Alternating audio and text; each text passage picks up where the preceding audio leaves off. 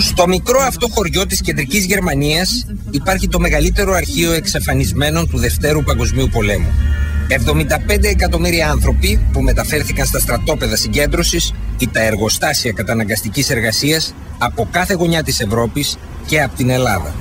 Φαίνεται από τα έγγραφα που μας έδωσαν στη διάθεσή μας εδώ στον Μπαντάρολσεν είναι ότι γεννιώτες Εβραίοι ξεριζώθηκαν από τα Γιάννενα, πήγαν στη Λάρισα και φτάσαν στο Auschwitz τον Απρίλιο του 1944. Ο Μωυσής Ελισάφ είναι σήμερα πρόεδρος της εβραϊκής κοινότητας των Ιωαννίνων, της αρχαιότερης εβραϊκής κοινότητας στην Ελλάδα. Στη Θεσσαλονίκη οι Εβραίοι ήταν η πλειοψηφία και είχαν και τη μεγαλύτερη οικονομική, πνευματική, πολιτιστική δύναμη. Το οποίο δεν συνέβαινε στα Γιάννενα. Δεν μιλούσαν καν ελληνικά, μιλούσαν τη δική τους ισπανόφωνη γλώσσα, λαντίνο. Οι Εβραίοι των Ιωαννίνων είναι Ρωμανιώτες, δηλαδή ελληνόφωνοι Εβραίοι, επομένως ήταν πολύ πιο εύκολο να ενταχθούν μετά την απελευθέρωση στο ελληνικό κράτος χωρίς τριγμούς και τα τέσσερα. Οι γονείς του φυγαδεύτηκαν από τους αντάρτες και τις εβραϊκές οργανώσεις στην Παλαιστίνη και γύρισαν στα Γιάννενα μετά τον πόλεμο. Αλλά τα υπόλοιπα μέλη της οικογένειας του Ελισάφ εξοντώθηκαν στα στρατόπεδα συγκέντρωσης. Πριν από τον πόλεμο ζούσαν στα Γιάννενα 2.000 Εβραίοι σε ένα πληθυσμό 15.000. Τον περισσότερο καιρό οι δύο κοινότητες ζούσαν αρμονικά μεταξύ τους.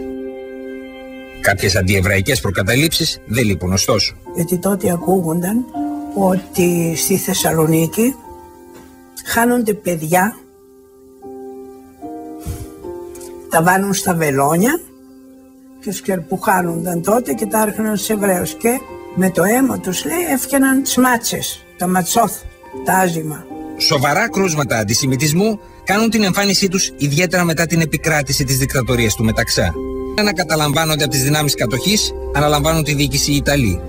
Μετά τη συνθηκολόγησή τους όμως το 1943, τα πράγματα αλλάζουν. Οι Γερμανοί ξεκινούν με μέτρα δίωξης και εξόντωσης των Εβραίων της Θεσσαλονίκης.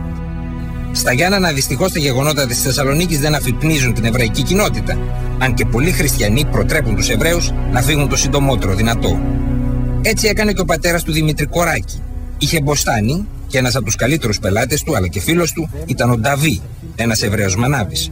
Ο πατέρας Κοράκης μιλάει στον Νταβί όταν φτάνουν τα νέα από τη Θεσσαλονίκη. Του έλεγε: βρε Νταβί, πιάσανε τους άλλους. Έχουν ξολοτρέψει όλους τους Εβραίους από τις χώρες που έχει καταλάβει η Γερμανία. Γιατί δεν φεύγετε? Νόσο, πού να πάμε? Με αυτή τη σιρτή φωνή που μιλάνε οι Εβραίοι. Πώς να αφήσουμε τα σπίτια μας, τις δουλειές μας και τα λοιπά? Και πού να πάμε? Και δεν θα μας βρουν. Μετά έλεγε και το άλλο: μην ανησυχείς, Νάσο, δεν θα μας πειράξουν εμάς, διότι και χρυσαφικά τους δίνουμε και χρήματα και ό,τι θέλουν. Εν τω μεταξύ, οι Γερμανοί προχωρούν στην καταγραφή των Εβραίων με τη συνδρομή της αστυνομίας. Οι Γερμανοί αποφασίζουν τελικά να χτυπήσουν στις 25 Μαρτίου του 1944, ανήμερα της εθνικής γιορτής. Είναι Σάμπατ, αργία του Σαββάτου για τους Εβραίους, και οι περισσότεροι είναι ακόμα στα κρεβάτια τους. Και η Στέλλα Κοέν. Κατεβαίνω κάτω, ανοίγω την πόρτα και ήταν ένας χωροφύλακας. Μάστε τα, λέει, σε 2 ώρες φεύγετε. Του κλείνω την πόρτα και ανεβαίνω τρέχοντας και να τα μυρολόγια.